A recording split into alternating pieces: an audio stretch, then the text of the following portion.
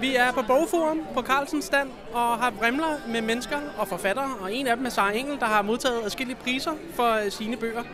Og så er der jo også rigtig mange, der går herude og drømmer om at blive forfatter. Og Sara, hvis du skulle give et godt råd til nogle af dem, som går med en forfatter i maven, hvad skulle det så være?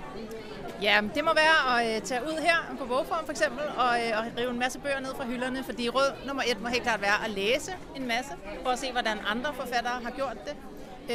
Også for sådan at lure lidt, hvad håndværket bag ved det er. Hvis man finder et kapitel, man synes er rigtig fedt, så prøv sådan lige at tjekke ud, hvad er det egentlig forfatteren har gjort, som virker så godt.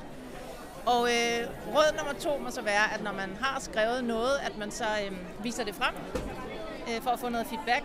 Fordi der kan faktisk godt være forskel på det, man tror, man har skrevet, og så det, man rent faktisk har skrevet. Og der har man nogle gange brug for nogle andres øjne.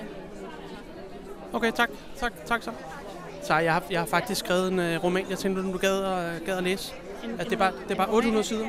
800, det er godt nok meget. Kan du ikke bare lige læse den? Du må godt lige skimme lidt og sådan noget, men jeg tror bare, det kunne være meget fedt lige at høre, hvad du sagde. Okay, men jeg har desværre en anden aftale nu, så jeg... Så er det bare 800 sider. Sara?